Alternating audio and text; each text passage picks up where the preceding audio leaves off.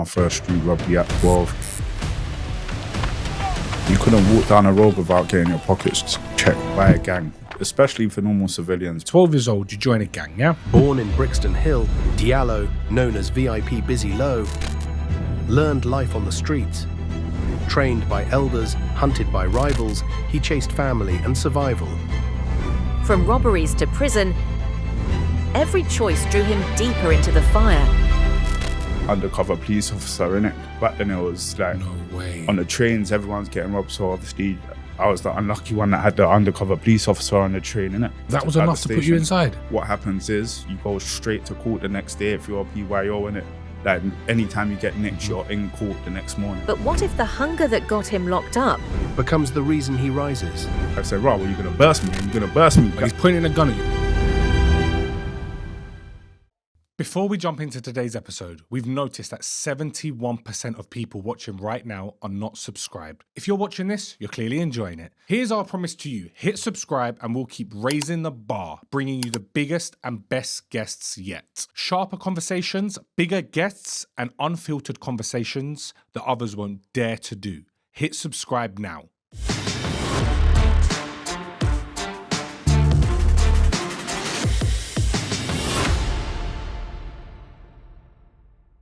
What's going on, guys, and welcome back to the Blue Tick Show. Opposite me today, I've got VIP Busy Low from Brixton Hill. Went to prison at 17 years old for street robberies, and that's not it. Plenty more crazy shit. He's here today to tell his story. How are you, my brother? All good, my bro. You tell me. Listen, we finally got you here. Probably one of the fastest turnarounds. Messaged you a few days ago, locked in. You're here today to tell your story. Yeah. Let's dive straight into it. Your upbringing, childhood. Who are you and where are you from? VIP Busy Law. Everyone called me D-Lo back in the day, DLO. Brixton Hill. Used to be part of Acre Lane campaign in like early 20s and my early 20s, so like 08 times. Yeah, got involved in gangs from like 12 years old. Out doing street robberies from then. Done my first street robbery at 12. Yeah, grew up in and around like depression. Mumsy lost her mum when I was 2 months old. So you can imagine, like, yeah, it's kind of peak, but she just worked her socks off to kind of keep the roof over the head and keep herself busy and whatnot. So I was just left to my own devices out on the streets whenever I got Was the your dad chance part to. of your life? Nah, Would you say he was a product of your environment? yeah, definitely. Being from Brixton Hill, how dangerous was it back then? You couldn't walk down a road without getting your pockets checked by a gang. Like, Seriously, that yeah, bad? Yeah, literally. Even Yeah. for a normal civilian? Yeah, especially for normal civilians. Back then, it was a lot different back then. Like, civilians are, like, everything's just food. Serious? Everything's food. Nowadays, people are beefing their ops and stuff. Back Yeah. then, we're just on the back of buses, robbing people, getting on trains and that. Yeah. Where do you think that come from, just wanting to be part of a gang? Do you know what? In primary school, one of my friends told me that their uncles are 28 and that's like one of the main gangs in Brixton, like more gangsters of Brixton, old school, way before our times and that, like good decade before our time sort of thing. Me and him are running around primary school talking about we're baby 28s. Swear to God. Yeah, so I've something From weird. in primary me- school? Yeah, from primary school. Literally, me and I've something weird in me's always wanted to be a gangster when I was younger. And then obviously once I got the chance to, I kind of see like my next friend from primary school, he used to chill with the guys from the other school. Like my school, you could say it was like a victim school. Like people used to come down from other schools and rob everyone and just active from like Stockwell Park. I went Chestnut Grove and people from Stockwell Park and whatnot. Come down to Chestnut Grove, it's all food down there, you get me? But one of my friends from primary school rode with them and he was in the playground with me at the time. He goes to my school and I said to him, I want to, let me get in that gang sort of thing, you get me? Yeah. And then, I just joined the gang and that, out there doing street robberies with them and that. At Then- 12 years old, though, explain this to me. 12 years old, you join a gang, yeah? Surely at 12, it's not a real gang. It's just a group of little kids fucking about. They were active still. Seriously? Active, like, it was older, isn't it? Remember, I'm year 7, we're talking about like year 9s and year 10s and 11s that are at that top gate robbing everyone. You get me? So it's not like it was a bunch of 12-year-olds and 13-year-olds at the gate. They were olders. Like, they used to train us up. They used to brock us up and train us up and all of that. Like, it was proper, like, You get me? So where you said you got involved in street robberies, how does a 12 years old actually get involved in street robberies? How's that happen? What do they say? Oh, cool, let's go rob my man, and you're all like, yeah, let's go. Yeah, we Simple go as. out. We go out as a batch and just look for food. Everything's food. Like that's what it used to be. People used to get robbed at the gate and whatnot. When we're on the way back from school, they'll come check us. We go back to the estate together and that. Cause they're all from my estate as well, where I grew up. The first robbery that I did was for the first ever £2 coin. When the first £2 coin. Swear to God. So it's very petty. A lot of it was petty. Do you get it? But it was still just installing fear into people, and then that turned into mobile phones and whatnot. A few days after we robbed that £2 coin, I remember my brethren showing me how to rob, sort of thing. Cause he'd been around the gang a lot more than me. He's the one that got me into it, and he was my age for my year at school as well. So he's basically, we run down some guy, grown man. We're 12 years old, run down some grown man. Weapons, no weapons, No what? weapons. Said to him, right. My friend said, "I'll black out your eye. Give me what you got for me." That was the At 12? yeah. And this man's a grown man. Grown man. Grown. He must have. Obviously, I was 12. Innit? Yeah. Everyone that's older than me they looks look older. older. But I remember him being kind of an older band. Like, yeah, like he didn't look like some nerd either. You get me? Like, but obviously there were two of us who was active. Like, and we just he told him, "Wow, black out your eye. What you got for me?" Anyone from back in the day remembers the line saying, "What? Borrow me 20 pence." Just say to a random person, "Borrow me 20 pence." It'll be like, and then it's breaking the ice, innit? So when they pull out their wallet, say, "Right, what you got for me? Give me that. What was pocket tapping and that?" And then a few days afterwards, we're on the way to school now. He was like, "Watch this." Went to one girl, walking to school. She got a brand new Nokia face-off, first ever face-off, 5110. Said, "Watch this." Walked up to her. He said to her, "Have you got the time?" She's on the phone. She's like, "Yeah." Doink. Ducked out with it. I thought, yeah, this is it. From then, I just robbing phones left, right, and centre. And yeah, went up from them little. It just become the norm every day. Yeah. We're active. Yeah, it's just what you do, innit? Obviously, growing up in my house, I was the only child. My mum used to send me school with 40p for the bus and pack lunch. When everyone's got their little chicken and chips money, I just make my chicken and chips money on the way to school. You get me? Like cigarette money as well. Back then, cigarettes were £2 for $10. Like, I just do get all of that just off the streets. And then, yeah, just survival, you could say then, innit? Like just trying to make sure that I'm not the broke one, and just make sure I got some money in my pocket. Did you have any situations that went left while you was doing this? Yeah, definitely. So the gang turned on me. I never had no big brothers you get me? And I'm kind of begging it to be in this gang, you get me? But from 12, I just want to be part of it, you get me? You just wanted a family probably, no? Yeah, that too. Big up Mumsy, she's done her best. Like you get me? The house is always crisp. Like I come from good stock like that, but something excited me about it like crazy. So I've literally something happened. What happened? We used to go around there back in the day. It was vinyl decks and stuff like that. We used to go there telling me that I broke the needle on the vinyl deck and I owe them money now. Your own gang? Yeah. So that I owe them money now. Them ones coming down from next schools used to tell people, right, go get D-Law. I'll come to the gate. Do you know what? Back then, it was peak as well. They used to send people out to rob for them. It's called send-outs, isn't it? You're a send-out. Yeah. So I can officially say that never ever happened to me. They actually liked, man, innit? But it was just, I think it was more a peer pressure thing where, you get me, they were trying to be cool and just used to say to me, "Where's the man?" I never once paid them any money. I never had no money for them. Did you break it? Huh? Did you? No, I know I didn't. Okay. I know I didn't. But one time they was like, they friended me back up. "Let me borrow your PlayStation gun for Time Crisis." Remember that game, Time Crisis? Yeah. I had the gun in it. I was like, yeah, all right, cool. Then they were saying, "Right, remember you old man for the thing though." I'm saying to my mum, "I ain't got the gun." You get me? Would have turned left for me as well. We were nasty pieces of work back then. So that could have turned super left for me if I done a madness. What about with people you was robbing? Did anyone ever turn around and say, "No, you're not robbing me"? What? I don't recall. I don't ever recall that happening. There's Seriously? always a big batch of us. Probably very selective as well. Because the way I look at it now, if a 12-year-old comes up to you, two of them try and rob you, Well, you're gonna give him My your phone. son's 12. Yeah, if your That's son walks insane. up to you, if obviously not being your son, and says, of "Yo, course, run of me your course. phone," Yeah. you're gonna slap the guy there. Yeah, You're not gonna. It's not literally. gonna run.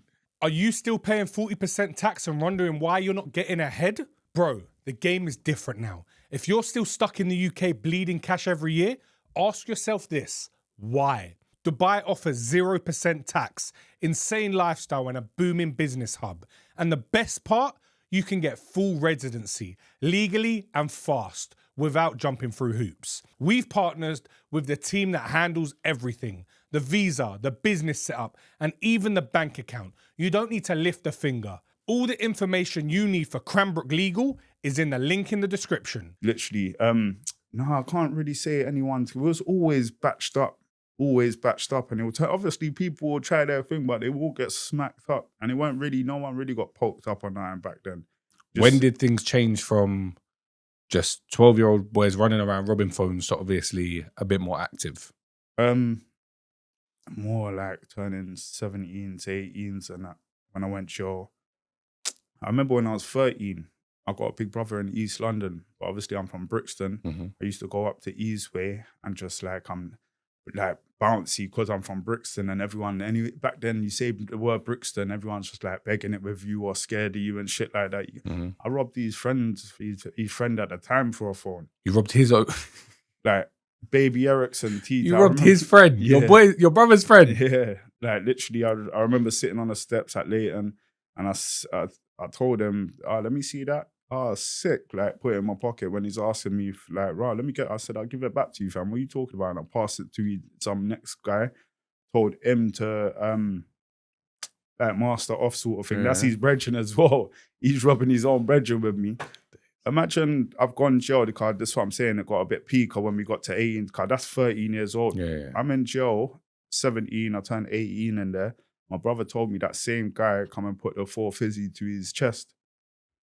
And said, "Raw, where's your brother?" But I thought to myself, right, this guy must know I'm in jail. How were you waiting 5 years down the line to do that? Did you get it? He might have just got it around him and that. And then, I come out of jail one time, like after that. And then I was on tag, innit? So I've gone up my brother's ends like I normally do. And I'm walking down, like back to the station to get back on time for my tag, innit? By myself. Feel a car slowing down behind me. Have you ever seen Boys in the Hood? Yeah. You know when he leans out the window, when he actually gets slapped. The guys, looked round and he's kind of leaning out the window. He never had nothing on him. But they've come around the corner, pulled up now. And he said, "Right, you remember me?" I'm like, "Yeah, I robbed your phone."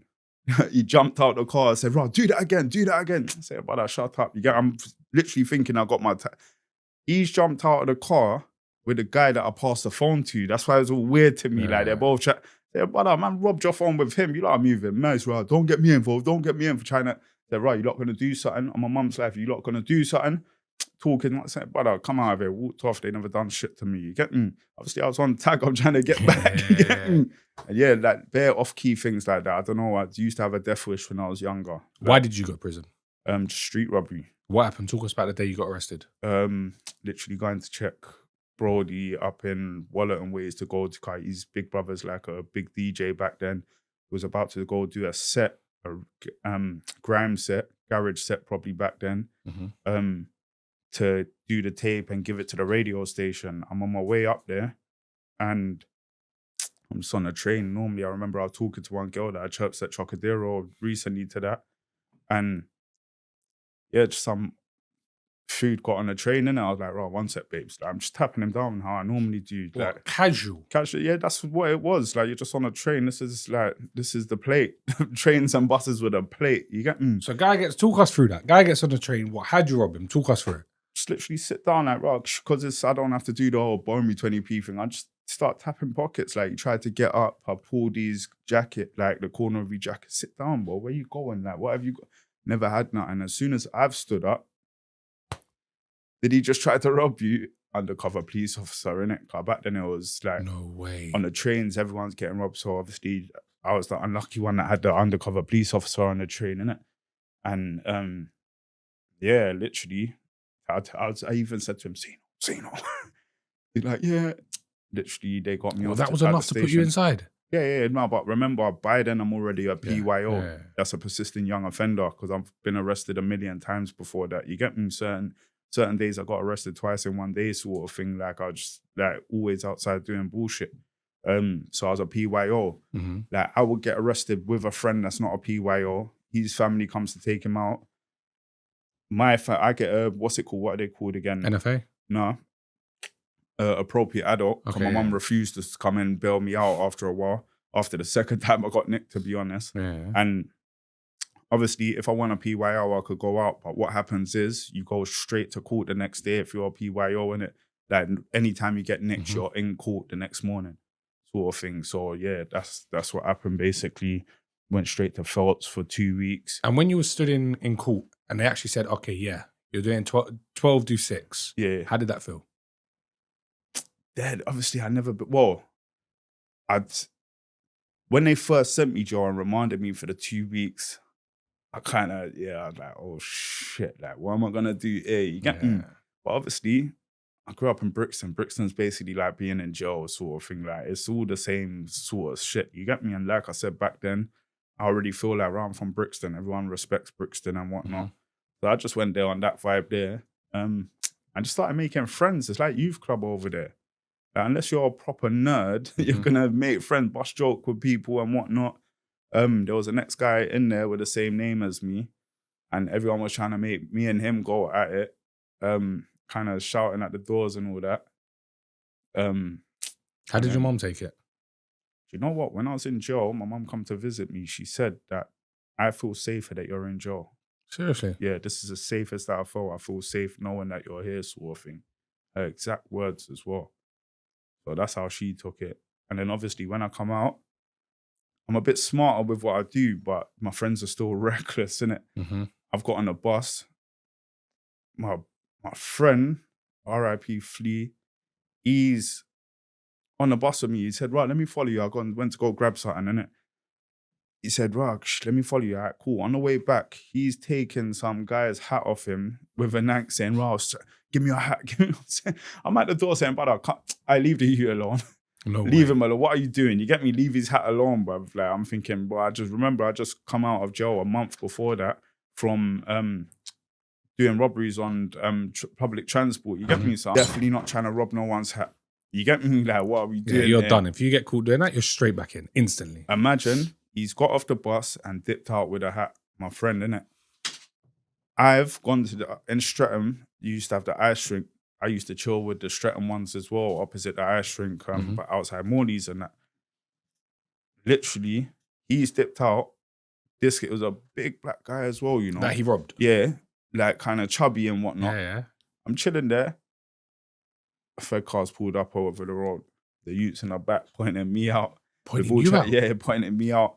These times, we've all tried to get on the open back bus. I don't know why, because the feds will just tell the bus, yeah, don't go anywhere. We need to get these people off and that. I got nicked. They went and spun my mum's house. My mum was like, First day out of jail? No, a month after I come out of jail. Okay, month, yeah. My mum was like, yeah, Kalas, you have to come out of the house. But you didn't do anything? There you go. Imagine how mad that is. I've been doing survival since 18 years old. Come, my friend robbed that hat. And you get me? But R.I.P. Flea, that's why I will say his name. I'm not saying no one's names, but yeah, Flea was a nightmare. If you lot knew him, you knew him. You get me? Wow. So then your mum kicked you out? Yeah, kicked me out. Where did you go? Stayed at a friend's house for about a week or so, and then me and them started doing events for his uncle. His uncle was a promoter, innit? And then I ended up living with his uncle for a bit whilst we were putting about 4 or 5 events in Brixton, our own events and shit. You get me? From 18. And after that, I was just living at brethren's houses, like spare rooms and whatnot.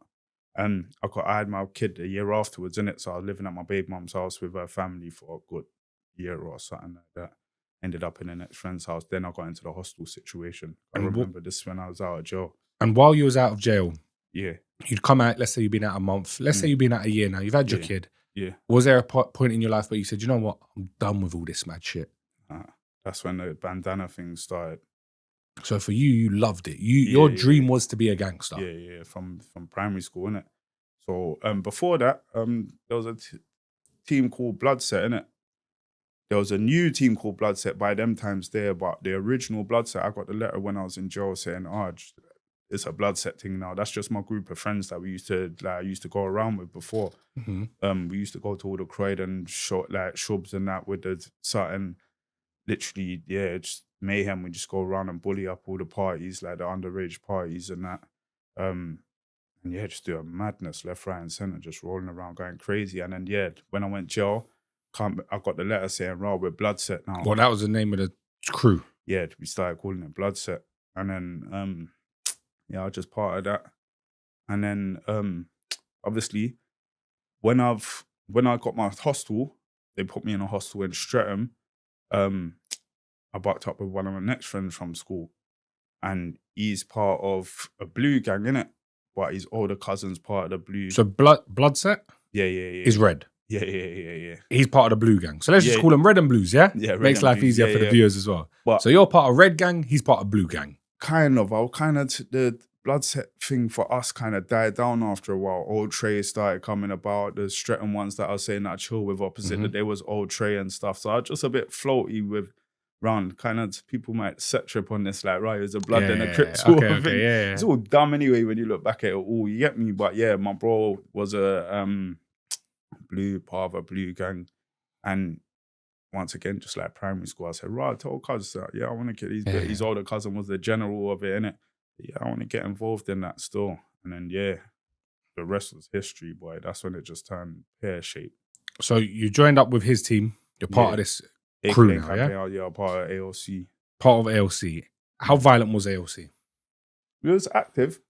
There was like little groups of us. We were all linked up on the lane, but there was more little groups of us where, everyone's just living Brixton life, innit? But remember, back then, it just started to turn into everyone beefing each other in Brixton. But back then, everyone knew everyone. So we didn't have to get too violent. I weren't really doing my street, but I more turned trappy with it by then.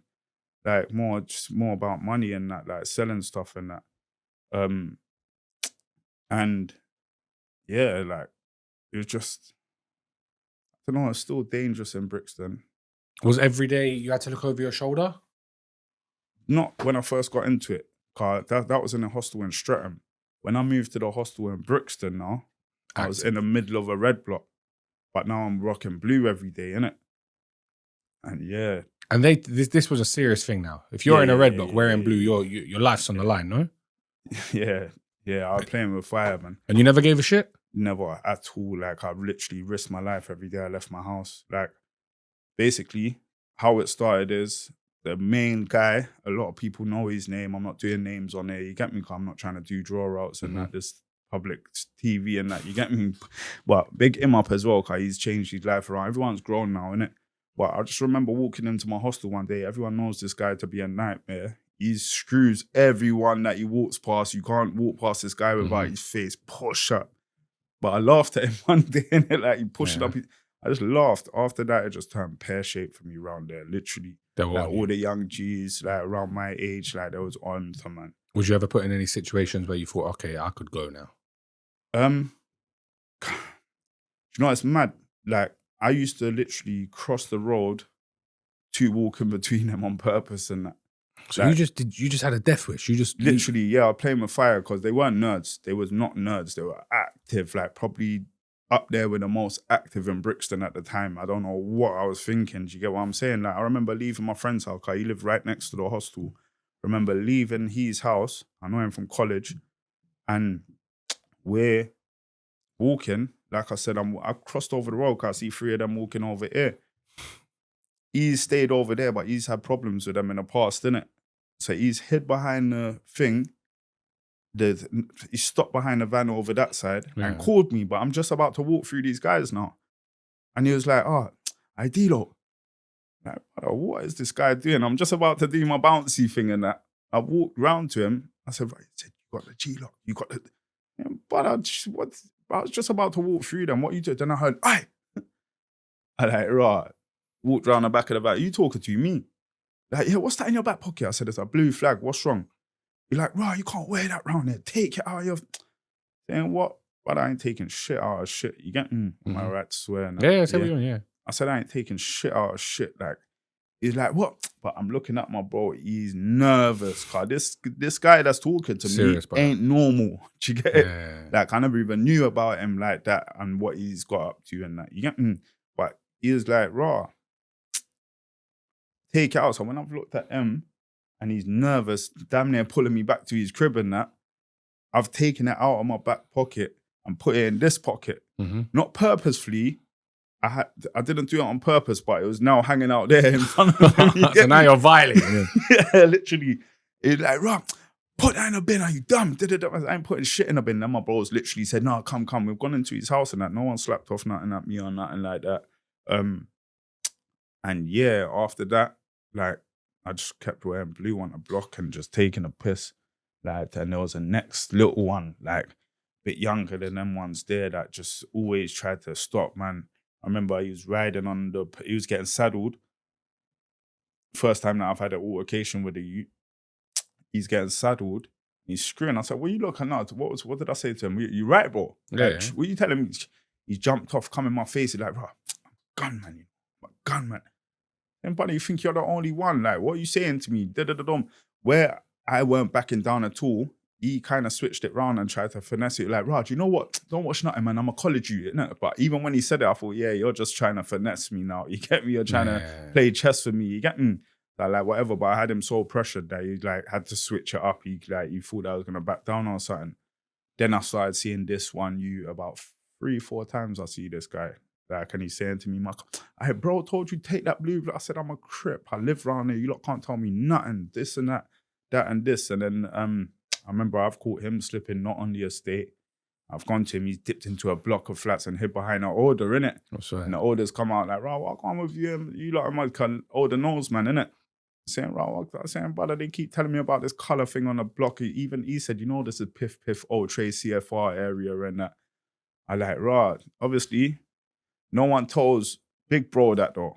To know like he's round there, you get me? The next time I see this, I've just come back with a brand new hat on and that. He's getting saddled again. He jumped off the bike, told these guy, right, give me the bike. He's rid down to the bottom opposite my hostel. And by the time I've walked down there, he's backed out something, pulled it back, put it in his pocket, pointed that at me. Mm-hmm.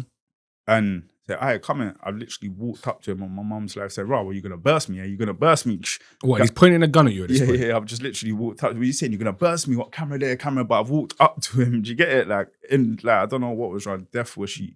And then, as I say, guys, before we dive into the rest of this episode, if you're enjoying this episode and want to see this guest back for a part 2, make sure you scroll down, smash that like button. Let's aim for 2,500 likes. If we get it, we'll bring them back for part 2. We'll see you soon. I had a bar. I just bought out a mixtape at that time. And I had a bar, and I can't tell you any more bars from this song. I just remember this one because of the situation. Yeah. And I ain't saying I can dodge bullets, but your stick might jam. You can't aim, a pussy can't pull it. That went through my head, and I thought, yeah, I probably need to get out of the situation now. You get me? I jogged, as I say, from this wall to that wall there. That's how far my gate was to my hostel. And I've jogged to the hotel. I never sprinted. I never dipped out, was scared and that. I don't even know why I jogged, sort of thing. Like, it was literally a jog. By the time I got to that gate, I never heard nothing slap off after me. I stopped jogging. I just started walking into my hostel. Like, right, is he done? Like, you get me?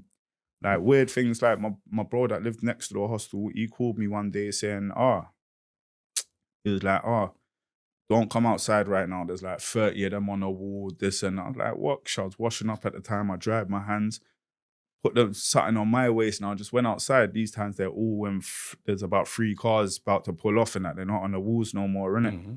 And yeah, literally, I just used to do off-key things. Like, I used to love it. What do you think gave you that mindset? Because obviously, no one is born and they just want to be a gangster. There's obviously some part of you that thought, you know what? This is the life I want to live. Don't have a clue. Do you know what I will say though? I sneak watched. Do you remember that film Belly with DMX and Nas?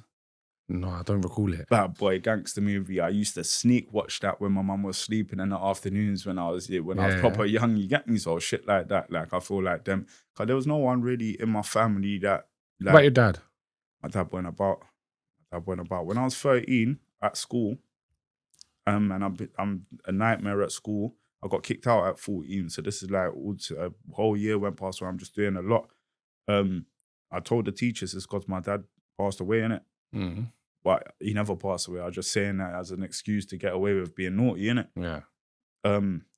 The teachers told my mum, she made phone calls, boom, my dad was on the phone like within a week.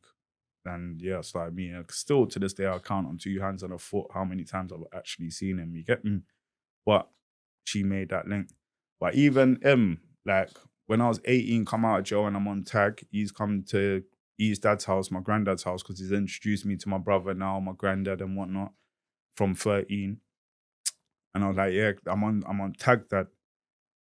He said to me, swear down, I've never been on tag, cause he's a criminal still. Like from day one, he's always, in and out of jail and whatnot. He's like, right, I ain't been on tag before, but glorifying it.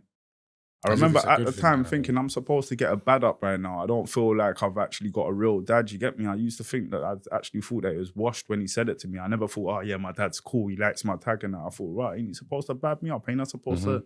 I want a dad that bads me up and tells me not to, sort of thing. You get me? Definitely. So yeah, my dad wasn't really like that. But yeah, for me to be so young and want to be so gang and do all the...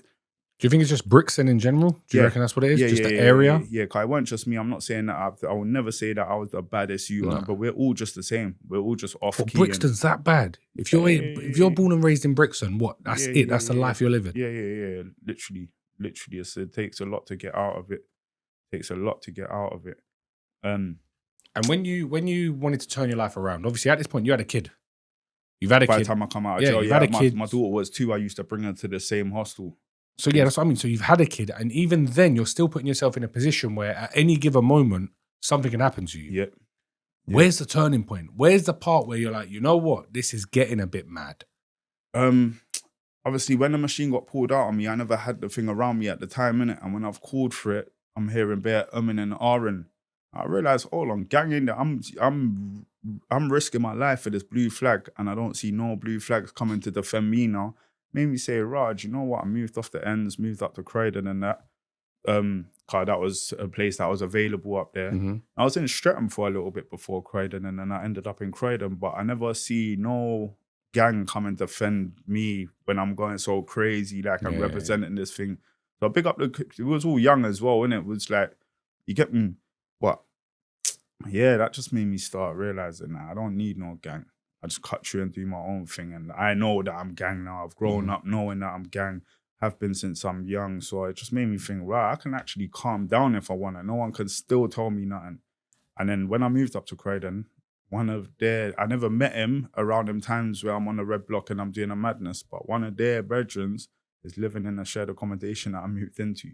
So you moved in with one of the ops, basically? Yeah, but I never knew. I'm sitting down with him, I'm telling him, he said, right, yeah, man, rolls with them, man, there, did it. I'm like, yeah. Mad. You get me straight away. Well, not straight away. One time man's chilling. My keys went missing. I never said too much about what, you get me? I'm not dumb. You get me? I never told him, man, used to beef your man, them and this and that. My keys went missing one night. I went and stayed at my brethren's house. There was a few man them around there. Not them ones there. A few of these other friends that I ain't met before. I went to stay around my brethren's house, and then I literally got next day just got the machine back round. Said, nah, this could, you get me? Could get peak again. And I just said, like, by that time, I'm just rolling around with it for protection. I'm not trying to stick no one up. I'm not doing a madness. You get me? I'm just ready, like, if anything. Just in case. Yeah, if anything pops off, we're getting it cracking sort of thing. Like, I'm not going to die. Like, you get me? It's your life or mine sort of thing. And yeah, after that, I don't know, certain people went to jail for long times, and I ain't really got beef on these roads right now. Plus, I was selling my mixtapes, innit? How did that go?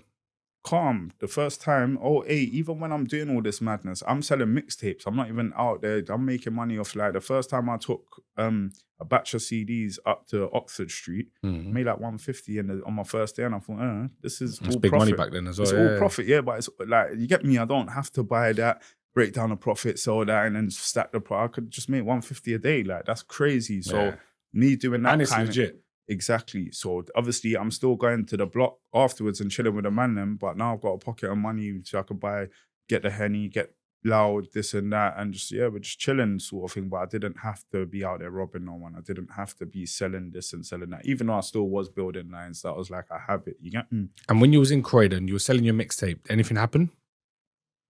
Really? One time, like I was watching a movie. It's the movies back in the day that turned us off key as well, you know. But this film, I used to watch it from my mum's house.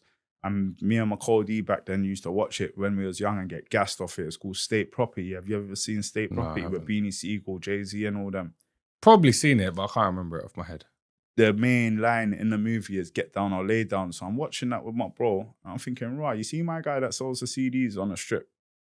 I'm on to him tomorrow. You ain't selling, you got to sell 10 of my CDs or give me tax when you're on the strip. That I started kind of taking the streets into this legit world that I'm in. You get me? And did you make that happen? I said it to him. He kind of laughed at man. So every time I'm saying to him, brother, come around the corner. Let's say, you get me? Let's do something. One time we nearly got it popping. I backed off my jacket now. And feds had crossed over the road. And he was like, right, he sold my mama fake CD. I like, and then the feds were like, oh, you lot shut up. We both went out next direction. The next time I see him, I just went for him. Literally till I got, he had a chin on him still. I let him have it. Like blood was all pouring from everywhere and all that. And probably the only reason why I never really got him down was because I had the big guy holding me back. You know, like he had the ring around the rose's arm on me, on my banging arm. Then this guy got coupled with my face and that. And that's the only thing that really happened when I was out selling the mixtapes. I used to actually sell, like, for my first mixtape, I realized how good I am at selling mixtapes. Have you heard of the rapper Pac-Man? Yeah. All right. Pac-Man was bros. He's part of that them Streatham ones. He was bros with the ones from Streatham, like opposite the ice rink and that, from when we were young and that. So I'm in a booth with Pac-Man. Blade Brown was there. Fem Felon was there. I jumped on a track with Pac-Man that day, and it was MA's mixtape. And I told Pac-Man, right, brother, I make money off my mixtapes, you know. He's like, bro, I got like 100 in my boot. If you want to give me £1 each, I was like, yeah, let's do that. A week later, or however long later, because I've been selling units for him now. Well, not for him, for me, but like that's my, I took it as product. Fem Felon, do you remember Fem Felon? Yeah.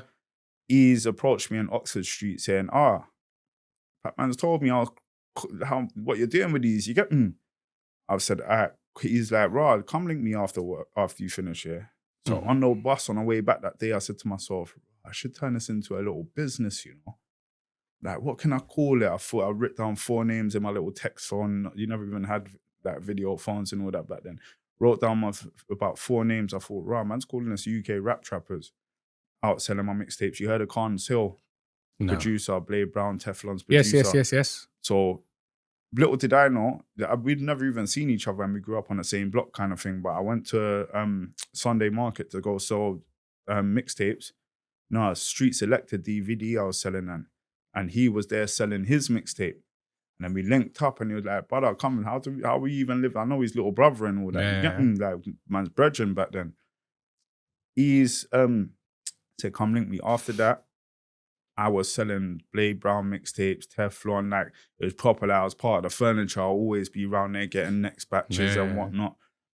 Not taking nothing away from any of them. Not taking, because no one really shouts out little D-Lo that or low rap trappers that was really getting these units gone in Oxford Street when I'm saying to people, right, you heard of Teflon? Nah. Millions of people saying, thousands of people saying, nah, not really. I say, yeah, but Michael Million's hosting it. You heard of Michael Million. And if they say no about that, I say he hosts gigs and stuff. Trust, he don't host nothing that ain't good. I got rid of, so I called Carnes one day. Yeah, big up Carnes as well. I called Carnes one day and I said to him, how many have I got rid of so far? Like what, like 2,000? He laughed. He's like, brother, I'll try like 7,000, 10,000. I swear down. But I'm so ADHD with my spending and I'll get it and just, but even saying that, I used to owe enough man money and I was surprised that they never actually done a madness. How much do you reckon you made from selling mixtapes? Altogether? Yeah. Minus their mixtapes and all of that, like that's an add-on to what I'm about to say. I easily cleared from 300,000 to 500,000.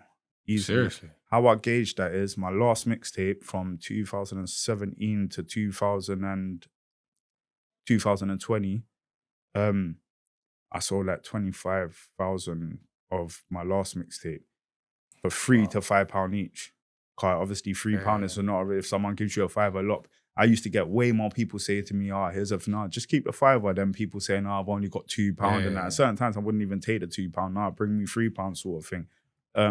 So yeah, £3 to £5 each. So that's 75k to 125k.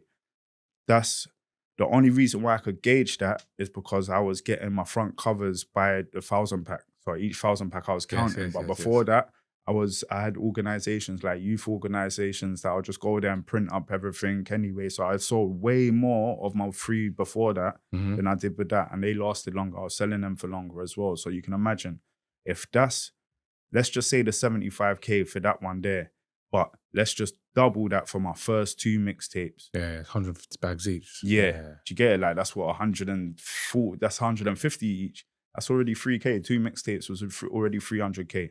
Easy. I definitely cleared all that with them ones there. It was easier to sell back then. CDs went out of fashion. People ended up just buying it off me because I was such a good salesman. Do you get it?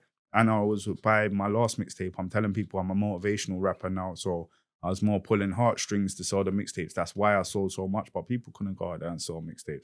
People that never even had CD players, people that never even listened to rap used to buy my stuff that, like towards the end. But before it was just a hype. And that's bar all of the like Teflon, Blade Brown, Timber, all of these people. And then how did you go into writing books? How did that change from mixtapes to all of that to now having a book?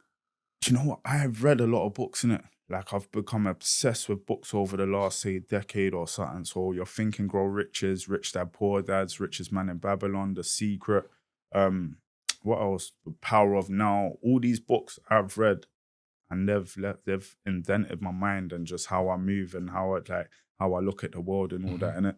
So I wanted to do that for the rest of the world. And how did it even come about?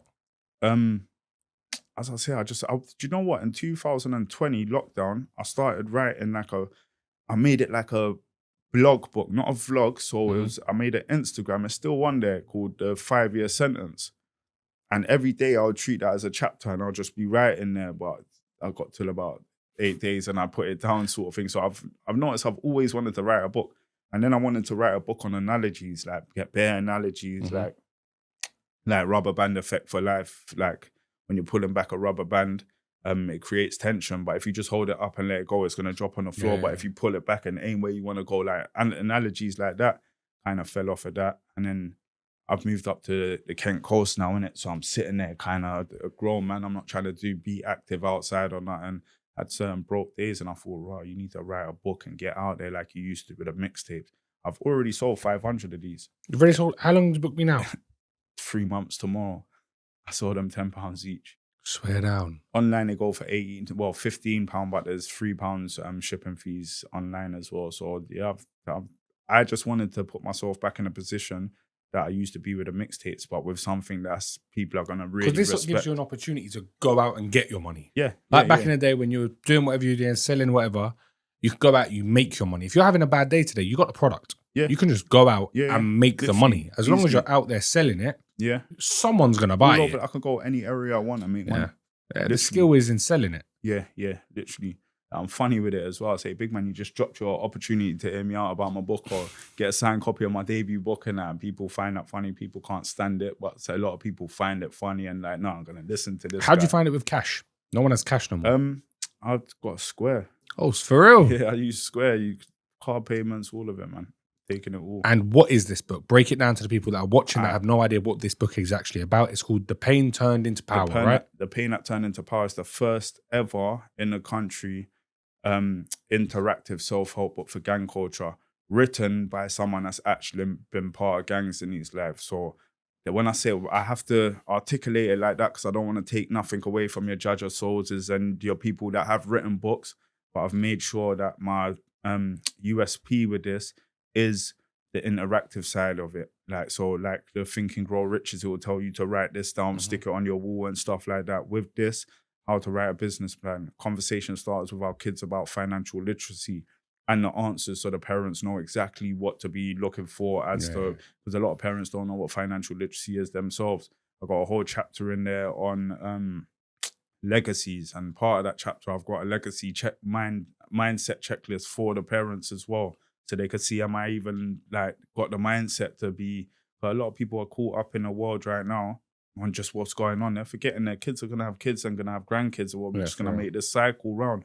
I'm breaking a cycle with my family. My family's obviously hardworking 9-to-5ers and that, but I'm trying to make this rich for life kind of shit and break that real mold in my family. You get me? So I want people to realize that we're having kids. Well, we're going to break the mold, or you're just going to make them run around and get shit on by the fucking government all the time, left, right, and center. So it's basically a book like that, literally. You really went from the shit to jail, back to the shit again, to now turning your life around and giving advice to the youth.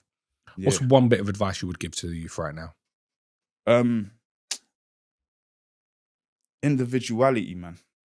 Individuality, like, that's our biggest blessing. Like, what the system's done to us is make us all want to be in, like, the same thing, do the same thing, because that's the in thing to do. This in thing to do is just popping us all down.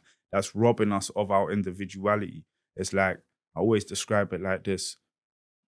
Everyone's got that friend that's shit at rapping, but he raps. Yeah. You get me? But that guy there he's blessed with such a talent in something else that he's overlooking the talent that he's got because he has to feel like he's in. It's just the same thing with a grub and anything else that the streets are doing. Everyone feels like it's the crab in a barrel thing, innit?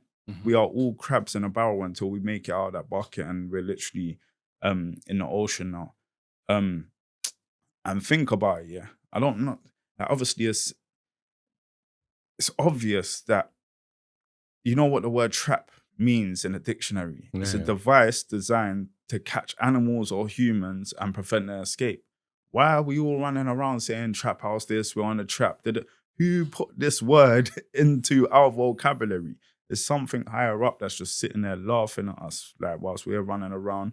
Another thing is, the prisons get £50,000 per prisoner per year. For real? It's a business. We are their best customer. Well, is that how much they get? 50K per prisoner per year? Yeah, yes. So, bro, we're just there. We're supposed to be in a trap. We're getting trapped. The way I look at it, like, have you ever gone fishing and that? No, never been fishing. No. With fishing, basically, obviously you got a hook that, the fish don't see the hook. It sees the worm or the maggot. Mm-hmm. You get me? It's hidden behind that. And that's what we do. We see all this and that on social medias and our elders doing this and that. But we want to bite that bait. But do you get it? And there's always going to be, like, things that entice you into the trap, innit? It's like, why would a mouse go anywhere near a mouse trap if that's going to be the last thing it ever did? Because there's a piece of cheese there, innit? No, for real. But let me ask you this. You've fallen back into the trap multiple times. Yeah. What's stopping you this time? I treat this like the trap. Like, I'm not just made 5K off of this. I literally pay each 100 pack. Obviously, I make £1,000 off a 100 pack. I pay £166 for a 100 pack, delivery and everything. That's turning £166 into £1,000. Why would I ever have to go back there? Yeah. Do you get what I'm saying? There's no bud. Like, what are you buying for £166? That you can turn into a grand. That you could turn into a grand. I bought 90 books down with me this time, because I live up Kent Coast, innit? Mm-hmm. And I'd just bring down a suitcase there at my family's house and that, until they're gone, I won't go back, sort of thing. That was on Wednesday, I started selling. I come down on Tuesday night, by Sunday, they're all gone.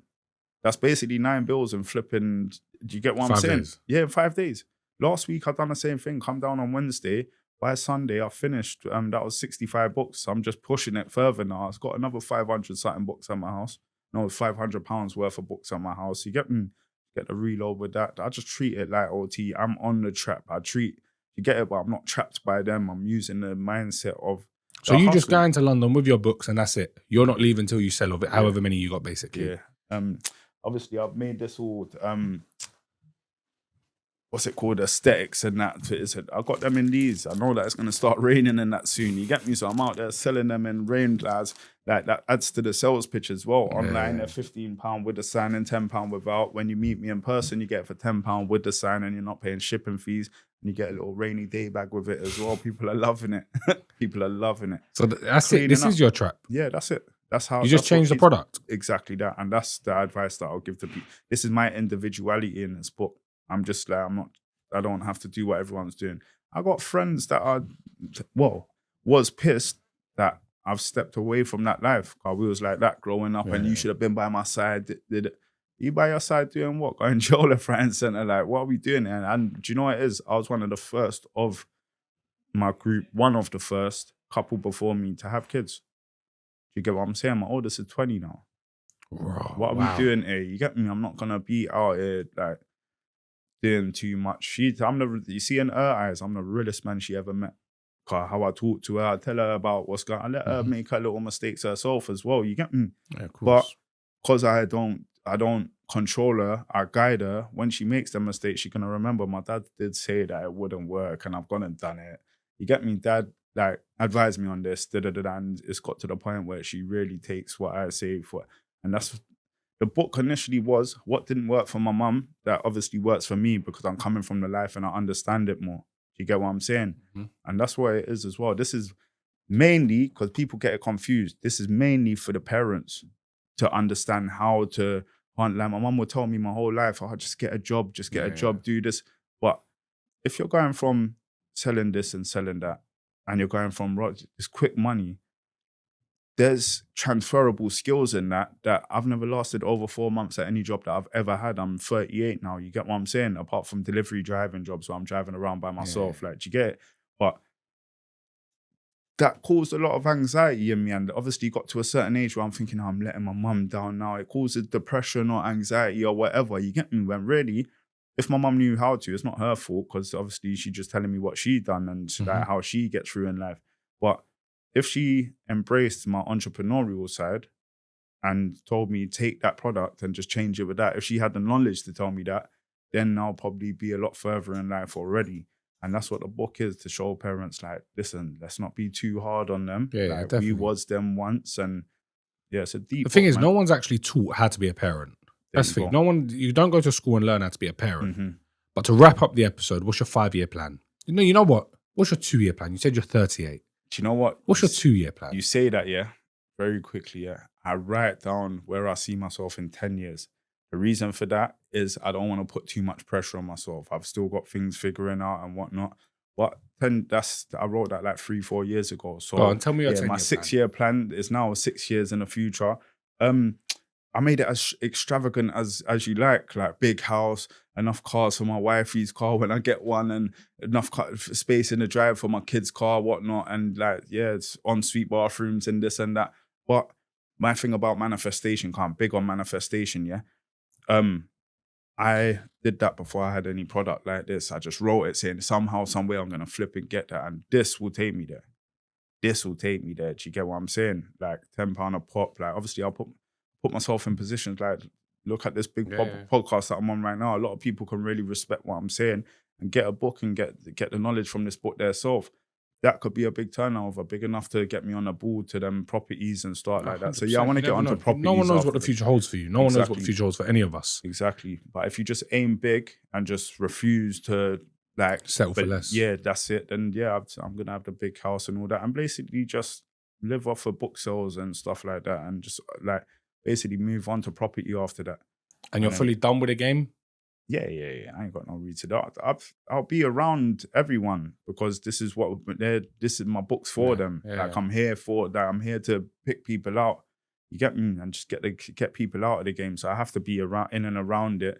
But I'm not fully doing anything. I'm not doing nothing at all to do with the game. But I'm around it. I'm still on the blocker, still checking my old friends and stuff like that. Well, listen, bro, I think that's it. I think let's wrap up. We've given everything they need to know. Yeah. Apart from that, they got to get the book. They can read it there if they want part 2. Yeah. But listen, it's been a pleasure having you on my show. Appreciate you, man. Thank you. We look forward to seeing you soon. Mm-hmm. Guys, if you're interested in buying his book, scroll down to the description. It's there. Hit the link, buy the book, and let us know what you think of it. We'll see you on the next one. Like, comment, and subscribe.